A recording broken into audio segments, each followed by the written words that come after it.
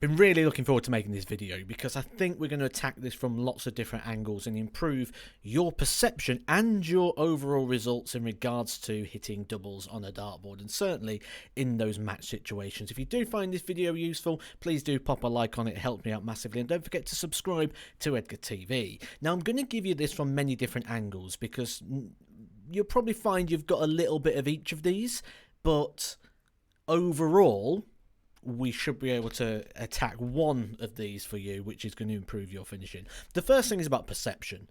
Are your doubles really as bad as what you think? You may find yourself saying things like, well, I score really good, but when it comes to my doubles, it's not quite the same. Or is it? Is it just because doubles are a psychological difference in the fact that you hit it, you win, you miss it, you lose? And actually, it's very similar all the way through. Let's take an 80 average, for example. If you was averaging 80 right now, you'd probably be quite happy with that.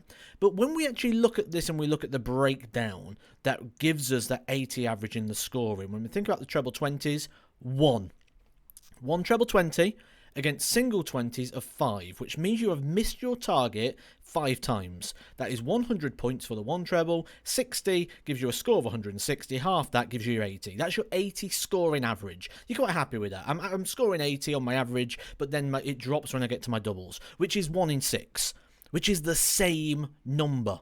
1 in 6. 1 in 6 on the trebles, 1 in 6 on the doubles. But the trebles are masked, because those misses, they've got like a backup to them. I missed a treble 20, but I got a single 20. I'm okay with that. I scored 100. I'm okay with 60. Following 100, I'm averaging 80. But you still only got 1 in 6. So are your doubles as bad as you think and your scoring's better? Or is the perception very different because we've got that sort of backup plan? So that's the first food for thought to plant in the brain.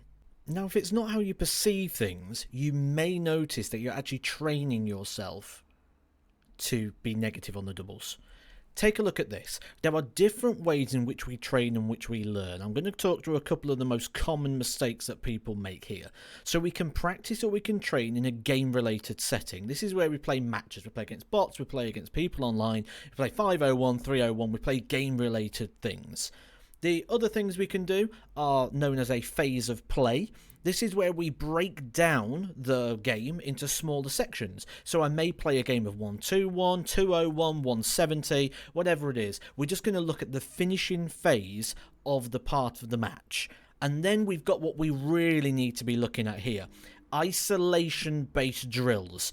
Isolation-based drills are where we focus on one part and we look, and the key here is to overload part of the drill. In this case, we want to be practicing our doubles. The doubles are the thing that we're saying are causing us the troubles. The doubles is the thing we need to practice, so we need to overload the doubles.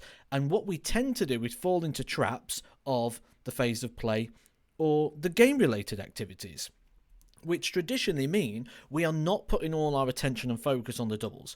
Now, we have other ways of practicing, and there's some really terrible ones. People using number generators and going, hit double 16. I'm going to round the board on the doubles till I hit it, because the difference there is it doesn't replicate in regards to what you're going to feel in the match. In a match, it's to win or lose me a leg. When you're doing that, you're just throwing at a target. You are turning over a technique, throwing at a target. You are not looking to develop. So the 1-2-1 game, very, very well used within the world of darts. But is it going to improve your doubles? No. Is it a phase of play where you're working on the checkout phase? Absolutely yes. But it's not a doubles drill. I mean, take a look at me playing this drill now. 1-2-1, so 9 darts of which to complete the drill.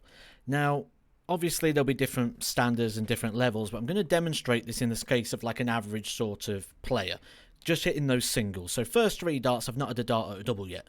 Next throw, still not hit the treble, so I'm still not throwing at the doubles. And it's taken me until dart number 6 to get a throw at the double. That's provided I hit all my targets and stay in the right corridors. If I slip into a 5, if I slip into the 1, I could be 6 or 7 darts into this drill before I even get a dart at a double. And remember the focus here. You was trying to improve your doubles. You're trying to get better at those, and you're not throwing at them. The same as when you're doing the game related, when you're doing like a 501 or a 301. How many darts are you actually throwing at a double compared to how many you're throwing at a treble? And that's the danger here with this drill. the 1-2-1, you may not even get a dart on the double if it doesn't go well within scoring phase, certainly as you start creeping up. So first of all, look at how we can isolate the drill. So here's how we can make the adaptations. Our focus, key focus of this practice, of this session, is to practice our doubles. So we now know 1-2-1. It's not the way we're going to go forward in regarding this, because we're trying to practice our doubles, but we're going to spend limited time on the doubles. This is a phase of play drill. A pop drill. We don't want that. We want isolation drills. We want to focus purely on the doubles and amplify the amount of times of which I'm focusing on throwing at the doubles. That is the key. That's what I want. I want more time. So we're going to scrap 1-2-1. It's too much regarding the scoring. We're going to lower this to 1-0-1. This is going to mean less time on the scoring section of the board. We are also going to change this to double in and double out. Now, what that's going to do is that's going to double the amount of doubles I throw at within the leg. Less time on the scoring phase, more time on the doubles, but more time on the doubles with purpose. That's the most important thing. I'm not just throwing at a double. I need to hit the double in order to get into the leg. So I'm throwing at the double with a reason to try and get into the leg. I'm throwing at a double with a reason to get out of the leg. So I'm amplifying the amount of time that I'm focusing on the part. Now, play this like a normal leg. So 12 darts with the throw, 9 darts without the throw. So if you go out in less than 12 legs, 1-0 to you. Next leg, you've not got the darts, you've had 9 darts, you haven't got it, 1-1. Play it like a match. Find the progressions to make this harder and to continuously keep building. But the key here, the key factor is that double to start. Because if you don't get in with that opening dart, like the 1-2-1, you don't hit the treble 20, you move to the treble 17. You don't hit the treble 17, you're back to the treble 20. Here, you don't hit the double to get in, and you're still on the double. You're throwing at the double until you hit it. And play this at home. Do 1-2-1, count how many darts you get at a double. Do 1-0-1 double start, double finish. See how many darts you get at a double. I guarantee you there will be a significant difference in the amount of time of which you get to practice on the doubles. So sometimes it's also down to the drills. So if you don't think the mind's right, and we're not maybe in that right place, like we said at the start, and the drills aren't working for you, then how's that going to come through in a match? When you're playing with pressure, you're playing with reason, you're playing with that want to win and that fear of losing. Essentially, you're playing with emotion.